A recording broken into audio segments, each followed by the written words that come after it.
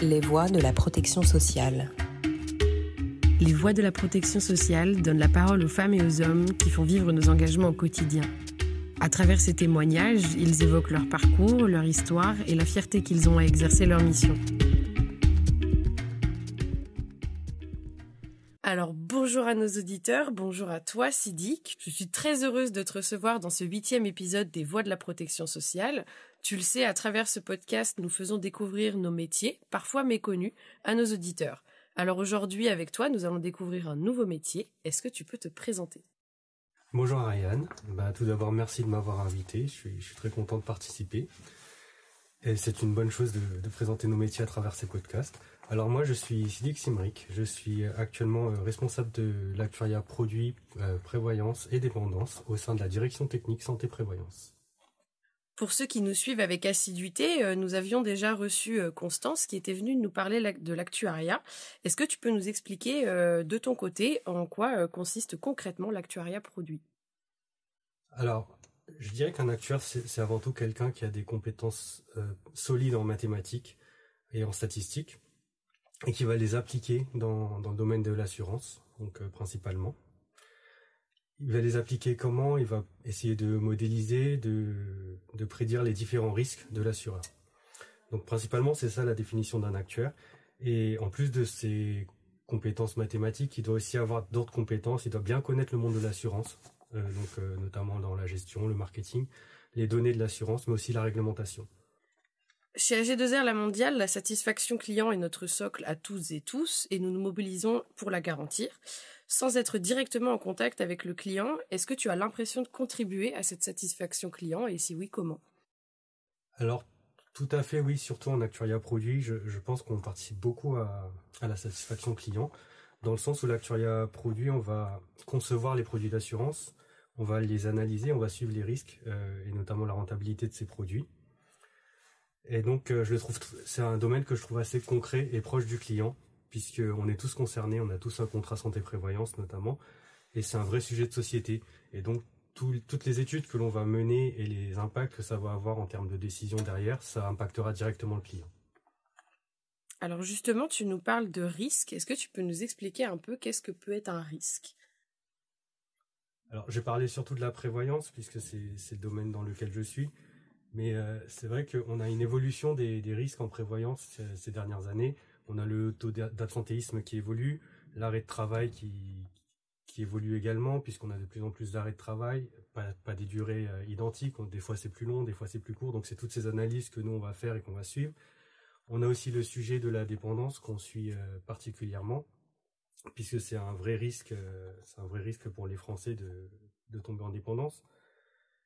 Et donc, c'est tous ces risques-là que l'on va suivre statistiquement pour voir derrière comment on peut agir sur ces risques dans le but d'améliorer un peu la couverture du client, mais aussi améliorer la rentabilité de l'assureur.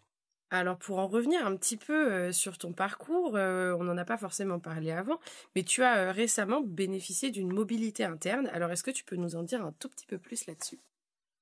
Alors, tout à fait. Une des chances qu'on a chez AG2R La Mondiale, c'est aussi de pouvoir faire des mobilités internes. Alors moi, je suis dans le groupe depuis 2018. Je suis arrivé en tant que responsable de l'actuariat produit sur l'épargne patrimoniale, donc un autre métier, un autre domaine. Et j'y ai passé 6 ans, donc 6 merveilleuses années. Et au bout de 6 ans, j'ai eu envie de me challenger et changer de domaine. Mais comme j'étais plutôt attaché à ce groupe, je me suis dit en priorité de regarder un peu la possibilité de mobilité. Et effectivement, j'ai regardé sur le site Talentsoft les offres qui étaient possibles. Et j'ai trouvé cette offre particulièrement intéressante et à laquelle j'ai postulé. Alors, tu as gardé le titre de responsable actuariat, donc que tu avais déjà sur ton poste précédent. Mais si aujourd'hui tu traites de l'actuariat produit santé prévoyance, avant tu étais sur l'actuariat épargne patrimoniale. Est-ce que tu peux nous expliquer concrètement ce qui change un peu entre ces deux métiers, mais surtout, je pense que les compétences que tu as pu transférer ? Alors, ce qui change entre les deux métiers, c'est vraiment qu'on est sur des produits différents. Donc c'est pas le même client derrière, c'est pas la même construction de produit et c'est pas les mêmes actuariellement parlant, c'est pas les mêmes méthodes mathématiques qui vont être appliquées et donc pas les mêmes modélisations. Donc ça c'est totalement différent. Après, les similitudes, c'est que on est le même groupe, on a affaire aux mêmes interlocuteurs. Donc ça, c'est un avantage, c'est une facilité pour moi dans la mobilité.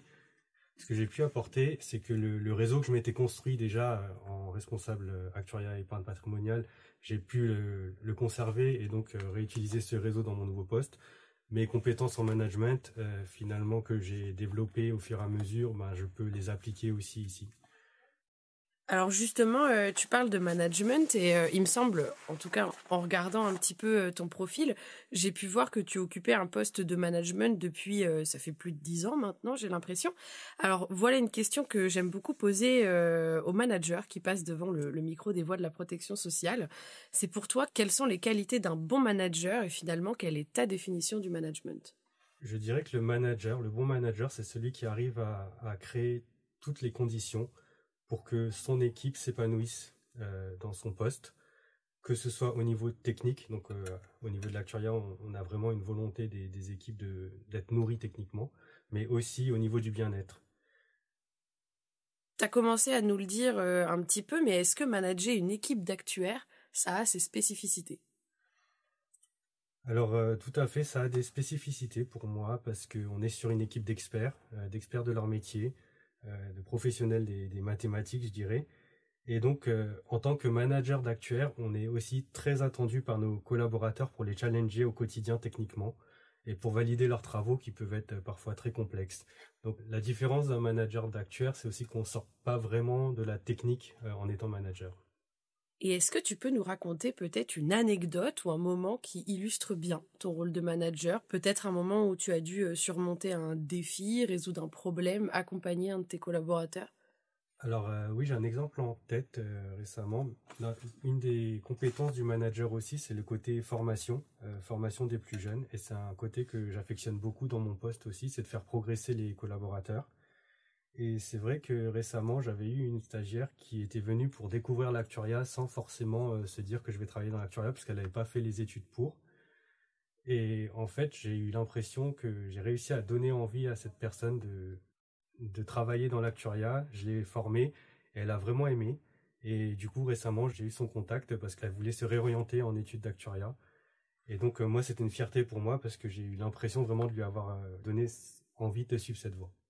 Alors cette anecdote, elle démontre aussi d'une manière ton engagement fort auprès des jeunes. En regardant un peu ton parcours, j'ai aussi pu voir en effet que tu es assez engagé auprès des communautés de pairs, alors pairs PAIRS, et notamment l'Institut des actuaires, et que tu as également été donc jury pour des mémoires, il me semble. Est-ce que tu peux nous parler un peu plus de cet engagement et de comment il se traduit? Alors tout à fait, je participe beaucoup aux événements de l'Institut des actuaires, donc notamment le congrès des actuaires annuel, mais je participe aussi à tous les groupes de travail, à certains groupes de travail de l'Institut des actuaires, donc actuellement les groupes de travail prévoyance ou groupes de travail dépendance. En fait, le principe de ces groupes de travail, c'est à la fois de définir les bonnes pratiques entre les acteurs du marché, mais aussi de participer au développement du savoir actuariel, et on peut aussi donner des bonnes pratiques pour les jeunes actuaires. En ce moment, par exemple, au groupe de travail prévoyance, on réfléchit sur les nouveaux facteurs de risque, sur le risque de l'arrêt de travail et leurs impacts sur la sinistralité. Et donc, c'est des sujets nouveaux qu'on aborde techniquement. Je suis aussi effectivement membre du jury des mémoires de l'Institut des actuaires, donc pour permettre l'entrée à des jeunes actuaires au sein de l'Institut. C'est quelque chose que j'apprécie particulièrement puisque ça me permet toujours de suivre un peu l'évolution du marché, l'évolution des méthodes. Donc ça permet aussi d'améliorer mes pratiques. Et également, j'ai l'impression en participant de renforcer mes compétences, d'utiliser mes expertises dans ce domaine-là. Et ça me permet parfois aussi d'élargir mon réseau ou de détecter des talents, donc des jeunes acteurs qui présentent leur mémoire et avec qui j'apprécierais de travailler. Pourquoi est-ce que ça te semble aussi important d'être engagé comme ça auprès justement d'autres actuaires, de futurs actuaires? Je pense que c'est vraiment un très beau métier, l'actuariat. C'est quelque chose qui n'est pas forcément connu. Et donc, c'est important d'en faire la publicité. C'est important de donner envie pour les acteurs de demain, pour le monde de demain. Alors, en tant que jury, tu dois être en contact de fait avec de nombreux étudiants. Qu'est-ce que tu dirais que les étudiants aujourd'hui, en tout cas les étudiants en actuariat, nos futurs actuaires, recherchent réellement dans les entreprises qui vont les accueillir après leurs études? Alors j'ai l'impression que de plus en plus, dans les dernières mémoires que je vois, ils sont à la recherche de complexité. Ils ont besoin que leur poste leur donne la possibilité de réaliser des études très complexes. Et c'est peut-être quelque chose que je voyais pas avant. Et toi, justement, qu'est-ce que tu dirais à un jeune pour le convaincre de rejoindre AG2R La Mondiale? Alors chez AG2R La Mondiale, on a la chance d'avoir une multitude de métiers au sein de l'actuariat dans de nombreux domaines, donc que ce soit en santé, prévoyance, épargne retraite, que ce soit de l'actuariat inventaire, modélisation, produits. On a un éventail très riche. Et en plus de ça, donc on peut avoir à la fois des données très complexes, des études très complexes, mais qu'on arrive aussi à vulgariser, à simplifier. Et donc ce qui donne une vraie expérience, de vraies compétences à l'actuaire. Eh bien, je te remercie, Sidik, pour ce partage. Alors, avant de conclure cet échange, je t'ai demandé il y a quelques jours de réfléchir à quelque chose, un objet, une musique, un livre, un lieu dont tu aimerais nous parler ou qui représente quelque chose pour toi. Donc, je te laisse à nouveau la parole. De quoi souhaites-tu nous parler? Alors quand tu m'as demandé ça, je savais pas trop quoi prendre. Du coup, j'ai pris un des premiers objets que j'ai trouvé chez moi et j'ai plutôt réfléchi en quoi ça pouvait me caractériser. Et du coup, j'ai pris un Rubik's Cube. Alors le Rubik's Cube, en fait, pourquoi? Parce que déjà c'est un jeu de casse-tête et de logique. Et donc c'est quelque chose que j'aime bien. J'aime jouer et puis j'adore la logique et les casse-têtes. Voilà. Mais j'ai aussi réfléchi aux qualités qui sont nécessaires qu'on développe quand on joue au Rubik's Cube et qui sont des qualités dans lesquelles je me reconnais. Donc notamment la patience, puisqu'il faut de la patience pour réaliser le Rubik's Cube. La méthode. Et la patience et la méthode, c'est des points importants pour moi. La persévérance, puisque quand on n'y arrive pas, il faut continuer. Et même quand on y arrive, on essaye de faire plus vite. L'anticipation, puisque des fois en regardant comment les cubes sont placés, il faut anticiper pour pouvoir le résoudre. Et enfin, pour finir, ça travaille la mémoire, donc ce qui est très important dans le cadre de la prévention des maladies neurodégénératives. Eh bien, merci encore, Sidik, d'avoir accepté de prendre place devant notre micro aujourd'hui. Grâce à toi, nous en savons encore un peu plus sur l'actuariat. Je te souhaite une très bonne continuation à toi et à tes équipes. Et merci également à vous, chers auditeurs, pour votre écoute. Et je vous donne rendez-vous très bientôt pour un prochain épisode des Voix de la protection sociale. Merci bien. Merci de nous avoir écoutés et à bientôt pour un prochain épisode.